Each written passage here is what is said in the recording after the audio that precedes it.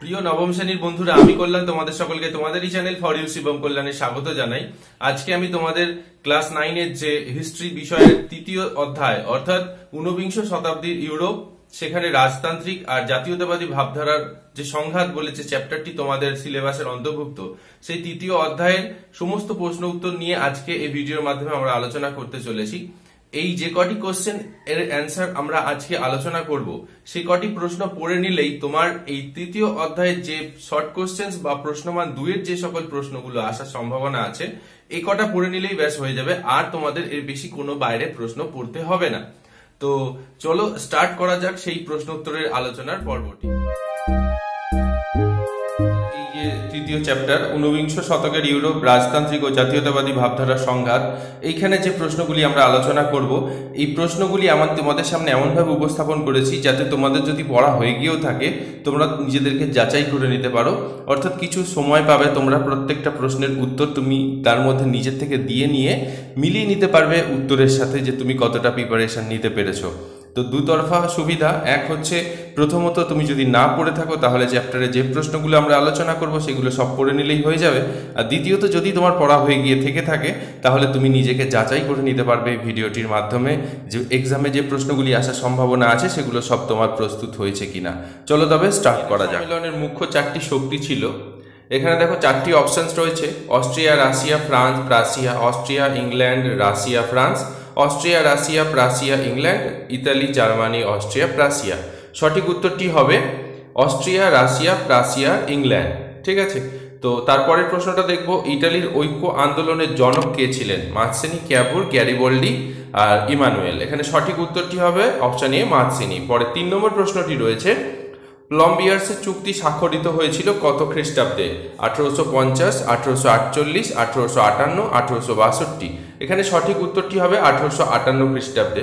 বন্ধুরা, এই প্রসঙ্গে কিছু নোটস তোমরা এখানে জেনে রাখো যে প্লম্বিয়ার্সের চুক্তি 1858 খ্রিস্টাব্দে স্বাক্ষরিত হয় ফরাসি প্রধানমন্ত্রী তৃতীয় নেপোলিয়ন এবং পিটবার্ন সার্ডিনিয়ার প্রধানমন্ত্রী কাউন্ট কাভুরের মধ্যে। এই প্লম্বিয়ার্সের গোপন চুক্তিটা স্বাক্ষরিত হয়েছিল কাদের মধ্যে যদি হয়েছিল বলে, তো সেটাও এখান থেকে তোমরা জেনে রাখো, মনে রাখো। চলো 3 নম্বর প্রশ্নটি রয়েছে, 4 নম্বরটা দেখবো এবার। 4 নম্বরটা রয়েছে, ফ্রাঙ্কফার্ট সন্ধি কাদের মধ্যে স্বাক্ষরিত হয়েছিল? ফ্রান্স, রাশিয়া, না প্রাসিয়া, রাশিয়া, না প্রাসিয়া, অস্ট্রিয়া, না ফ্রান্স, প্রাসিয়া, জার্মানি। সঠিক উত্তরটি হচ্ছে অপশন ডি, ফ্রান্স, প্রাসিয়া আর জার্মানির মধ্যে। 1870 খ্রিস্টাব্দে ফ্রান্স ও প্রাসিয়ার মধ্যে ফ্রাঙ্কো প্রাসিয়া বা সেডানের যুদ্ধ সংগঠিত হয়। ফ্রান্স যুদ্ধে পরাজিত হয়ে ফ্রাঙ্কফার্টের সন্ধি 1871 খ্রিস্টাব্দে যেটা স্বাক্ষরিত হয়েছিল। তো এখান থেকে তোমরা ডেটাটা কালেক্ট করে রাখো, মনে রাখো যে একে সেডানের যুদ্ধও বলা হয়ে থাকে। ঠিক আছে, এটা ফ্রাঙ্কো প্রাসীয় যুদ্ধও বলা হয়। এরপরেই কিন্তু এই ফ্রাঙ্কফার্টের সন্ধিটা স্বাক্ষরিত হয়েছিল, সেটা 1871 খ্রিস্টাব্দে। ওকে, চলো পরের 5 নম্বর প্রশ্নটি দেখব। ভিয়েনা সম্মেলন কোথায় অনুষ্ঠিত হয়েছিল? ইংল্যান্ড, প্রাসিয়া, অস্ট্রিয়া, ফ্রান্সে। সঠিক উত্তরটি হলো অস্ট্রিয়াতে। ভিয়েনার রাজধানী অস্ট্রিয়াতে, অস্ট্রিয়ার রাজধানী ভিয়েনাতে। তারপরে 6 নম্বর প্রশ্নটি দেখব যে ভিয়েনা সম্মেলনের মূল উদ্দেশ্য কি ছিল?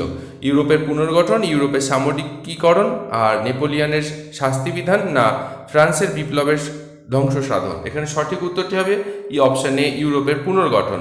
পরে 7 নম্বর প্রশ্ন রয়েছে, কূটনীতির জাদুকর কাকে বলা হয়? বিসমার্ক, গ্যারিবল্ডি, মেটারনিক না ক্যাভুরকে? সঠিক উত্তর হবে মেটারনিককে, 7 নম্বর।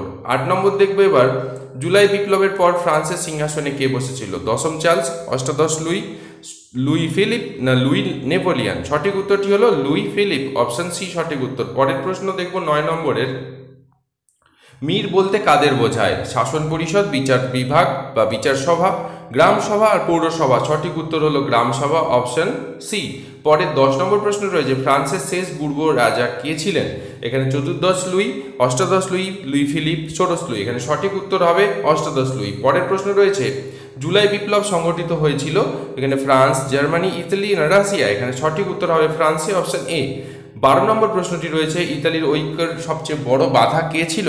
সঠিক উত্তর অপশনগুলির মধ্যে ভৌগোলিক অবস্থান, ইটালির জমিদারগণ, প্রাসিয়া না অস্ট্রিয়া? এখানে সঠিক উত্তর অপশন ডি, অস্ট্রিয়া।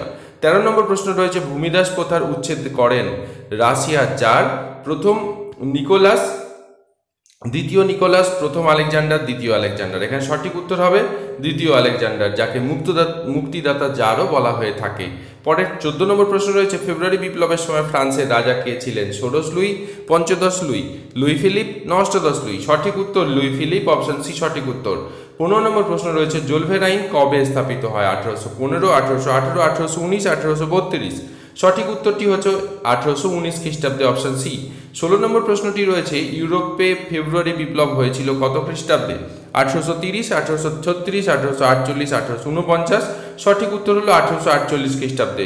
17 নম্বর প্রশ্নটি রয়েছে ফরাসি রাজা লুই ফিলিপ ছিলেন অরেঞ্জ বংশের, আর্লিয়েন্স বংশের, হ্যাবসবার্গ বংশের, হোহেনজোনাল বংশের? এখানে সঠিক উত্তর হবে অপশন বি, আর্লিয়েন্স বংশের। পরের 18 নম্বর প্রশ্ন রয়েছে কার্লসবার্গ ডিগ্রি 1819 খ্রিস্টাব্দে যেটা জারি করা হয়েছিল সেটা কোথায় হয়েছিল? ফ্রান্স, জার্মানি, গ্রিস না বেলজিয়াম? সঠিক উত্তর হচ্ছে জার্মানিতে, অপশন বি। পরের প্রশ্ন রয়েছে 19 নম্বরে ভিয়েনা বন্দোবস্ত অনুসারে ফ্রান্সে প্রতিষ্ঠিত হয়েছিল অরেঞ্জ বংশের শাসন, বুড়ো বংশের রাজবংশের শাসন, রোমানব রাজবংশের শাসন না অটোমান বংশের শাসন? এখানে সঠিক উত্তর হচ্ছে অপশন বি, বুড়ো রাজবংশের শাসন। 20 নম্বর প্রশ্ন রয়েছে ক্রিমিয়ার যুদ্ধ সমাপ্ত হওয়ায় প্যারিসের সন্ধির মাধ্যমে যা সম্পাদিত হয়েছিল 1855, 1856, 1857 না 1858 খ্রিস্টাব্দে? সঠিক উত্তর হচ্ছে 1856 খ্রিস্টাব্দে। তো বন্ধুরা এখানে তোমাদের এমসিকিউ প্যাটার্নে যে কোশ্চেনগুলো আসার সম্ভাবনা আছে সেগুলো দিলাম। এবার তোমাদের অপশন ছাড়া যে প্রশ্নগুলো এসিকিউ প্রশ্নমান একে যেগুলো আসতে পারে এই চ্যাপ্টার থেকে সম্ভাবনা প্রবল, বা যে কটা প্রশ্ন করলেই তোমাদের আগেও বলেছি আমি হয়ে যাবে, ব্যাস এই কটা প্রশ্ন করলেই হয়ে যাবে, সেই প্রশ্নমান একের প্রশ্নগুলো এবার আমরা দেখে নেব। তো বন্ধুরা প্রশ্নমান একের প্রথম প্রশ্নটি রয়েছে পিডমন্ট সার্ডিনিয়া রাজ্যের রাজার নাম কি ছিল? এখানে ভিক্টর ইমানুয়েল সঠিক উত্তর। পরের প্রশ্ন রয়েছে কনফেডারেশন অফ দ্য রাইন কে গঠন করেন? সঠিক উত্তর হবে সম্রাট নেপোলিয়ন বোনাপার্ট। পরের প্রশ্ন রয়েছে দশম চার্লস জুলাই বিপ্লবের ফলে কোথায় পালিয়ে গিয়েছিলেন? এখানে সঠিক উত্তর হবে ইংল্যান্ডে পালিয়ে গিয়েছিলেন। পরের প্রশ্নে রয়েছে ভিল্লা ফ্রাঙ্কার চুক্তি স্বাক্ষরকারী কারা ছিলেন? এখানে সঠিক উত্তর হবে অস্ট্রিয়া ও ফ্রান্স 1859 খ্রিস্টাব্দে। পরের প্রশ্ন গ্রিসের প্রথম রাজা কে ছিলেন? খুব ভালো প্রশ্ন, প্রথম অটো হচ্ছে সেটার নাম, তাই সেই রাজার নাম। 26 নম্বর প্রশ্ন রয়েছে ফরাসি বিপ্লবের পূর্বে ফ্রান্সে কোন রাজবংশ রাজত্ব করত? এখানে বুর্বো রাজবংশ রাজত্ব করত। 27 নম্বর প্রশ্ন রয়েছে কোন জার্মান অর্থনীতিবিদের উদ্যোগে জোলভেরাইন প্রতিষ্ঠিত হয়? সঠিক উত্তর হবে অর্থনীতিবিদ ম্যাজানের উদ্যোগে। পরের 28 নম্বর প্রশ্নটি দেখে নেব আমরা। 28 নম্বর প্রশ্নটি রয়েছে ক্রিমিয়ার যুদ্ধের কত বছর ধরে ক্রিমিয়ার যুদ্ধ চলেছিল? এখানে 2 বছর ধরে 1854, 1856 খ্রিস্টাব্দে। পরের 29 নম্বর প্রশ্ন রয়েছে ইয়ং ইটালি সংগঠনের সদস্যরা কি পোশাক পরত? এখানে সঠিক উত্তর হবে কালো রঙের ব্ল্যাক শার্ট, কালো রঙের পোশাক পরত। 30 নম্বর প্রশ্নটি রয়েছে ভিয়েনা সম্মেলনকে বিশ্বের কততম আন্তর্জাতিক সম্মেলন বলা হয়? ভিয়েনা সম্মেলনকে বিশ্বের প্রথম আন্তর্জাতিক সম্মেলন বলা হয়। 31 নম্বর প্রশ্নটি রয়েছে লুই ফিলিপের নেতৃত্বে যে রাজতন্ত্র প্রতিষ্ঠিত হয়েছিল তার নাম কি ছিল? এখানে সঠিক উত্তরটি হবে জুলাই রাজতন্ত্র। 32 নম্বর প্রশ্ন রয়েছে রাশিয়ার সম্রাটদের কি বলা হতো? রাশিয়ার সম্রাটদের জার বলা হতো। পরের প্রশ্ন রয়েছে কাউন্ট ক্যাভুর ছিলেন সার্ডিনিয়া পিডমন্টের প্রধানমন্ত্রী, এই কথাটা সত্যি না মিথ্যা? এখানে সঠিক উত্তরটি হলো সত্য। পরের প্রশ্ন 33 নম্বরে রয়েছে ইয়ং ইটালি দলকে গঠন করেন? মাৎসেনি গঠন করেন। পরের প্রশ্ন ইতালির ঐক্য আন্দোলনে প্রধান নেতৃত্ব কারা দিয়েছিলেন? 3 জন, মাৎসেনি, ক্যাভুর, গ্যারিবল্ডি। পরের প্রশ্ন বিসমার্ক কোন জায়গার প্রধানমন্ত্রী ছিলেন? প্রাসিয়ার প্রধানমন্ত্রী ছিলেন। জুলাই বিপ্লবের সময় ফ্রান্সের রাজা কে ছিলেন? দশম চার্লস ছিলেন রাজা। পরের প্রশ্ন রয়েছে গ্যারিবল্ডির অনুগামীরা কি নামে পরিচিত ছিল? লাল কোর্তা বাহিনী নামে পরিচিত ছিল। পরের প্রশ্ন রয়েছে রক্তলৌহ নীতি গ্রহণ করেন কে? বিসমার্ক হবে সঠিক উত্তর। পরের প্রশ্ন রয়েছে ইউরোপের রুগ্ন মানুষ কোন অঞ্চলকে বলা হতো? তুরস্ককে বলা হতো। পরের প্রশ্ন রয়েছে রিসার্জিমেন্টো পত্রিকার সম্পাদক কে ছিলেন? ক্যাভুর হবে সঠিক উত্তর। এই হয়ে গেল বন্ধুরা তোমাদের প্রশ্নমান একের প্রশ্নগুলো। আর প্রশ্নমান 2-এ যে প্রশ্ন কটা পড়লেই তোমাদের হয়ে যাবে সেই প্রশ্নগুলি নিয়ে এবার আলোচনা করব। বন্ধুরা ভিডিওটি যদি তোমাদের একটু উপকার এসে থাকে তাহলে অবশ্যই লাইক করো, চ্যানেলে নতুন হয়ে থাকলে চ্যানেলটি সাবস্ক্রাইব করে পাশে থাকা বেল আইকনটা প্রেস করে দিয়ে আমাদের সাথে থাকো।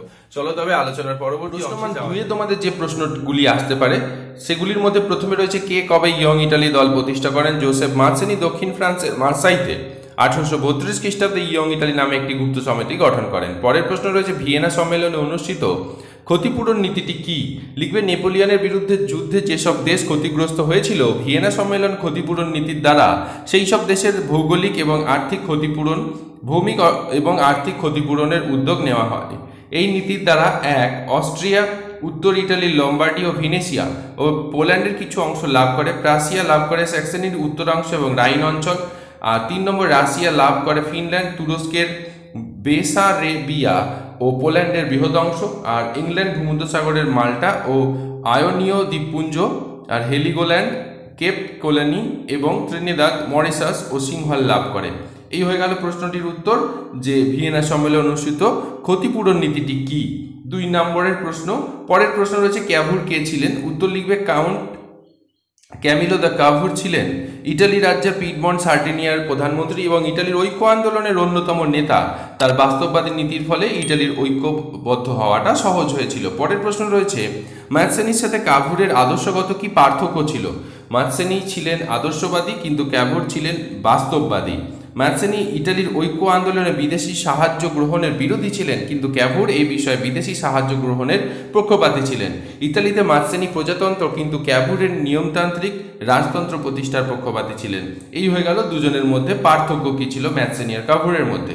পরের প্রশ্ন রয়েছে কার্লসবার্গ ডিগ্রি বা নির্দেশ কি? 1819 খ্রিস্টাব্দে জার্মানিতে বিপ্লবী নীতি গ্রহণের বিরোধী দমন করার জন্য মেটার্নিকের ইঙ্গিতে যে ব্যবস্থা নেওয়া হয় তা কার্লসবার্গ ডিগ্রি নামে পরিচিত। এই নির্দেশের 2টি দিক ছিল, এক হচ্ছে বিশ্ববিদ্যালয়ে ছাত্রদের আন্দোলন ও সংগঠন নিষিদ্ধকরণ, আর 2 সংবাদপত্রের স্বাধীনতা হরণ। পরের প্রশ্ন রয়েছে মেটার্নিক ব্যবস্থা বলতে কি বোঝো? অস্ট্রিয়ার প্রধানমন্ত্রী মেটার্নিক বিপ্লব প্রসূত আধুনিক ভাবধারাগুলি ধ্বংস করে ইউরোপে প্রাক বিপ্লবী যুগের রাজনৈতিক ব্যবস্থা ফিরিয়ে আনা এবং ইউরোপের রাজনীতিতে অস্ট্রিয়ার প্রাধান্য প্রতিষ্ঠার উদ্দেশ্যে তীব্র দমনমূলক নীতি গ্রহণ করেন। এই নীতি সাধারণভাবে মেটার্নিক ব্যবস্থা বা মেটার্নিক তন্ত্র নামে পরিচিত। পরের প্রশ্ন রয়েছে উষ্ণ জল নীতি কি? উত্তর লিখবে রাশিয়া একদা বাল্টিক সাগরের পথ ধরে বহিঃপৃষ্ঠের সঙ্গে যোগাযোগ রক্ষা করত, কিন্তু সমস্যা ছিল যে বাল্টিক সাগর সারা বছর বরফ মুক্ত ছিল না। তাই রাশিয়া বরফমুক্ত কৃষ্ণসাগর ও দারনেন্স প্রণালী অতিক্রম করে ভূমধ্যসাগরে পৌঁছানোর উদ্যোগ নেয়। রাশিয়ার এই পরিকল্পনা উষ্ণ জল নীতি বা বরফমুক্ত সমুদ্র উপকূল পর্যন্ত বিস্তার নীতি নামে পরিচিত। পরের প্রশ্ন রয়েছে হেটারিয়া ফ্লিকে কি ছিল? উত্তর লিখবে গ্রিসের একটি গুপ্ত সমিতি ছিল হেটারিয়া ফ্লিকে বা স্বাধীনতার অনুরাগী। স্কুফাস নামক জনৈক গ্রিক বণিক 1814 খ্রিস্টাব্দের প্রতিষ্ঠা করেন। ইউরোপ থেকে তুরস্কে বিতাড়িত করে গ্রিসের স্বাধীনতা অর্জন এবং প্রাচীন বাইজেন্টাইন সাম্রাজ্যের পুনঃপ্রতিষ্ঠা করাই ছিল এই সমিতির উদ্দেশ্য। 9 নম্বর প্রশ্ন রয়েছে রিসার্জিমেন্টো কি? উত্তর লিখবে ইটালির ঐক্যবদ্ধ হওয়ার আগে ইটালীয়দের মনে জাতীয় চেতনার সঞ্চার ঘটে। তারা ইটালিতে প্রতিরোধ আন্দোলন গড়ে তোলেন যা রিসার্জিমেন্টো বা পুনর্জাগরণ নামে পরিচিত। 10 নম্বর প্রশ্ন রয়েছে কার্বোনারি আন্দোলন কি? উত্তর লিখবে ভিয়েনা বন্দোবস্তের দ্বারা ইটালিকে বিচ্ছিন্ন রাখার চেষ্টা করা হলে ইটালিতে বিভিন্ন গুপ্ত সমিতি গড়ে ওঠে। এর মধ্যে উল্লেখযোগ্য ছিল কার্বোনারি সমিতি। এই সমিতির পরিচালনায় ইটালির ঐক্যের দাবিতে যে আন্দোলন জড়িত হয়ে পড়ে তা কার্বোনারি আন্দোলন নামে পরিচিত। পরের প্রশ্ন প্যারিস কমিউন বা প্যারি কমিউন কি? উত্তর লিখবে ফ্রান্সের প্রজাতন্ত্র ও সমাজতন্ত্রের সমর্থক বহু মানুষের নেতৃত্বে প্যারিসের সর্বহারা মানুষের দল সংগঠন গড়ে তুলে 1869 খ্রিস্টাব্দে পূর্ব রাজতন্ত্র এবং যাজকতন্ত্রের বিরুদ্ধে তীব্র জঙ্গি বামপন্থী আন্দোলন গড়ে তোলেন। এই সংগঠন প্যারি কমিউন বা প্যারিস কমিউন নামে পরিচিত। পূর্ব বংশের পতনের পর প্যারিস কমিউন বা প্যারি কমিউন শিথিল হয়ে যায়। পরের 12 নম্বর প্রশ্ন রয়েছে রক্তলৌহ নীতি কি? উত্তর লিখবে প্রাশিয়ার প্রধানমন্ত্রী বিসমার্ক প্রাশিয়ার নেতৃত্বে জার্মানির বিভিন্ন রাজ্যগুলিকে ঐক্যবদ্ধ করার ক্ষেত্রে যে কঠোর যুদ্ধ বা সামরিক অভিযানের নীতি গ্রহণ করেন তা রক্তলৌহ নীতি নামে পরিচিত। বন্ধুরা আজকের আলোচনাটি তবে এখানেই শেষ হলো। ভিডিওটি যদি ভালো লেগে থাকে তাহলে অবশ্যই লাইক করো, চ্যানেলে নতুন হয়ে থাকলে চ্যানেলটি সাবস্ক্রাইব করে পাশে থাকা বেল আইকনটা প্রেস করে দিয়ে আমাদের সাথে থাকো। আবার এমনই তোমাদের বিভিন্ন চ্যাপ্টারের সমগ্র প্রশ্নের উত্তরের সম্ভার দেখার জন্য আজ এ পর্যন্তই। আবার দেখা হবে। ভালো থেকো, সুস্থ থেকো, সাবধানে থেকো। টাটা।